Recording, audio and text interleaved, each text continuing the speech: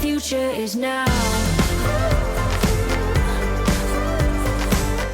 Hi, everyone. Cheryl Cran. Welcome to this next episode on the NextNow podcast. I would like to talk about something that I recently blogged about called, and you probably have seen this, it started with a TikTok meme, and it's something that's going around, it's become quite viral with this concept of quiet quitting. What is quiet quitting and why are employees quiet quitting and what's going on?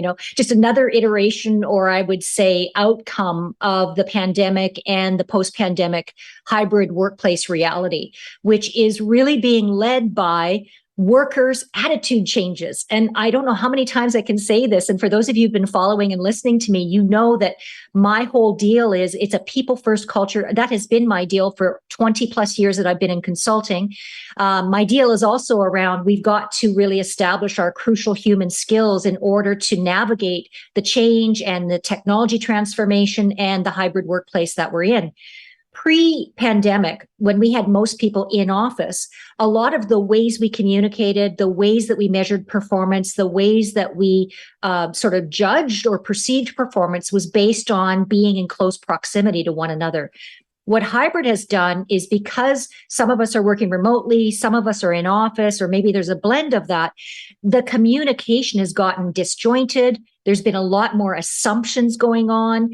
There's been lack of clarity around what is good performance and how much time should we be in office and out of office and who's best suited for in office. And basically also hybrid has really, I think, illuminated the bigger issue of who's doing what and how do we know what's getting done. Now, for a lot of those things, technology tools can solve that. If we're leveraging Slack and Salesforce and all of our internal tools, for insurance, Guidewire, or some of these other tools, Dayforce for HR, if we're leveraging all those to their maximum capacity, we're alleviating some of that lack of communication or disjointedness. But a lot of companies are still in that sort of, I would say, mid-transitional phase of both digital transformation and everybody in the company catching up to the change. And because of that, we have something now happening called quiet quitting. Quiet quitting is an outcome of the hybrid workplace. With more people working remotely, when we first started working primarily remotely from the pandemic, most of us, we were all working as hard as we could. And in fact, many people said that they were working harder, they were working longer. The blurred lines between sort of, extricating ourselves from business and then moving into our personal life was really difficult for people. So there was an increase of stress. There was an increase of feeling like we're overworking, an increase of overtime in many cases. And all of that has resulted in now workers of all shapes and forms, leaders, team members, labor, whatever it is, there's this worker attitude tsunami that's happening that says, I can't continue to work with these blurred lines. And so I'm going to have boundaries. I'm going to have clearer boundaries. I'm going to have clearer, ask my boss for clearer expectations. Now, I just read an article this morning when I was scrolling through my business feed that I look at every morning. And one of the headlines from Harvard Business Review was, quiet quitting is because we need better leaders. And I agree with that statement. If we're great leaders, then we are already allowing our team members to have boundaries. We are helping them to set boundaries.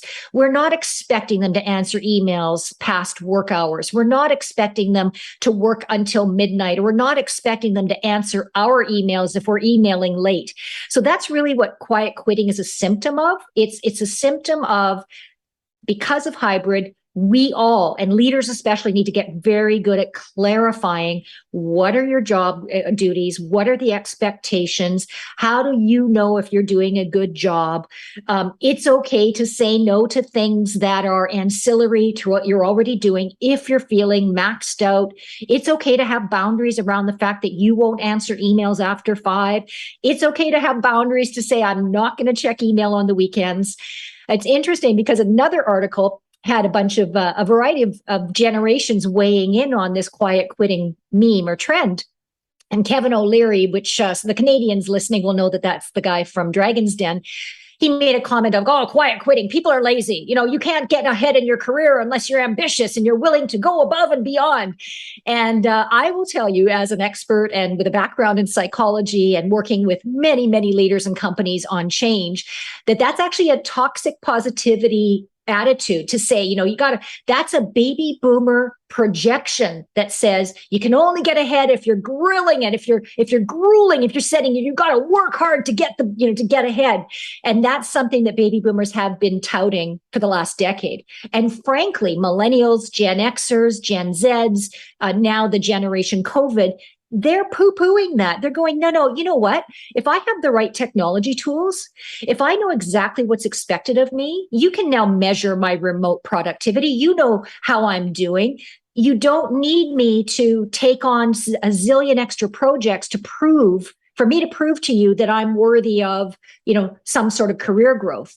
The other perception difference is the definition of success is being redefined by the different generations. So, for example, Gen X, who followed the baby boomer way of working, has said for the last decade, well, yeah, I've worked hard too, and I will work hard. And you know what? My wife won't let me work until 10 p.m. or my family, my kids will not let me work. So baby boomers, and I will say this at the risk of annoying some baby boomer listeners, and that's okay because I'm a baby boomer Gen Xer. So I will say general, and I'm generalizing, and I realize there'll always be exceptions, and we're not putting people in boxes. This is about aligning values with how people were raised in certain time periods. And the general attitudes of those people raised in those time periods and the influences of them. And a lot of baby boomers, their attitude has been work, work, work, and then you die, or work, work, work, and then you get promoted. And the definition of success was, as long as you were continuing to get promoted, you were successful. Well, I can tell you, I coach a number of millennials, I coach a number of Gen Xers, Gen Zs, and they will always say to me, look, that's not my definition of success. My definition of success is, am I happy? Am I well? Am I healthy? Is my wife, spouse, partner healthy, happy, well? As a family unit, are we both committed to the benefit and the well-being of the family? So definition of success is, my life is going well. I have meaning and purpose and well-being, and work adds to and enhances my quality of life. So I've been saying this again for 2 decades, that we have to reframe how we look at work and the workplace. And that's happening now as a result of the post-pandemic reality.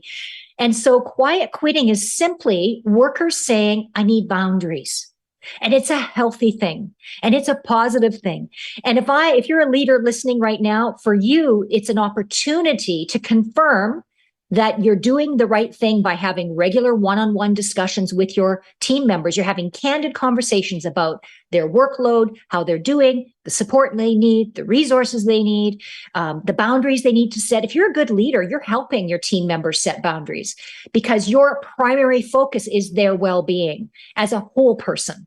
In the past, workers were seen more as a means to an end. This is a job for them, and that job's going to help the company perform, and we're all going to be successful. Again, post-pandemic, workers are saying, I need to be paid well for the contributions that I'm giving. I need to be able to be flexible. They're not responding well to mandated edicts around everybody must come back into the office. That's backfiring for many organizations. Hybrid is the future. Every organization will do hybrid differently, depending on the culture, depending on the industry, depending on the nature of the business. Many organizations where workers cannot work remotely are having to balance the benefits of people who get to work remotely, as far as less commute time, and helping those that are forced to work in person or as a service to give them extra benefits. So maybe it's a 4-day work week, maybe it's additional holiday, but all companies and leaders are in dialogue about this right now. I'm also a judge for an HR awards program, a national HR awards program. And I was reading through all of the nominees and looking at it. And a lot of the HR programs that are being looked at now are all about customization.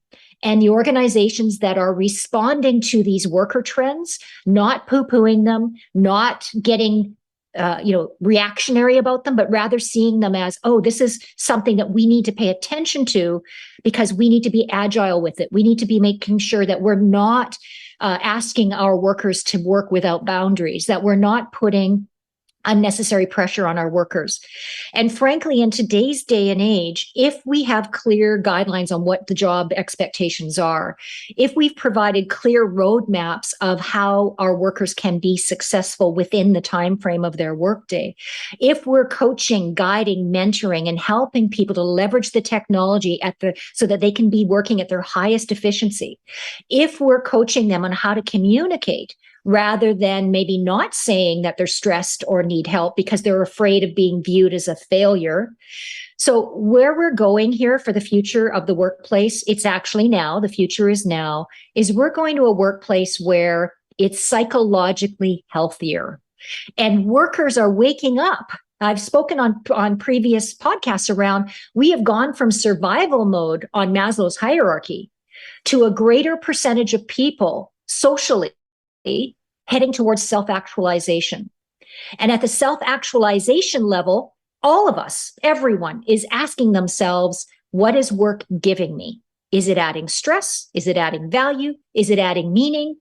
Am I doing work? Are the expectations of my workplace causing me more stress? Can I do more than I'm doing now and that will add more meaning? Or can I be doing less than I'm doing right now because it's too much for me to fulfill given what I've got going on? So a lot of workers, I believe, are taking psychological responsibility and mutual accountability for how their work is impacting their life. And again, this is a positive thing. If you want to find out more about quiet quitting, I encourage you to go to TikTok, check out the videos on TikTok. There's a lot, like I said, a lot of meme, a lot of trend going on around this. Google it, find out some of these articles, HBR, Fast Company, everybody's writing and talking about it. I have a blog post on my website, nextmapping.com, around this as well. But I will say to you, the bottom line is we need to see quiet quitting not as something workers are doing to slack off, be lazy, to get out of work. Rather, it's a symptom of workers saying, I need boundaries. And as leaders, we can facilitate workers to have a healthier life, to work more effectively. And in the end, that benefits the company more than anything else. So a really fascinating concept on quiet quitting. Encourage you to explore it more if it's intrigued you. But honestly, from my perspective as a change leader and future of work expert, it's really about us paying attention to the workers' market, what workers are saying they want and need, and how we as leaders can be ahead of the trend and listen for those boundaries, have the candid conversations, and set up our work structures so that everybody's working in a balanced and most healthiest way. Hope you enjoyed this episode. Take care, and we'll be in connection soon.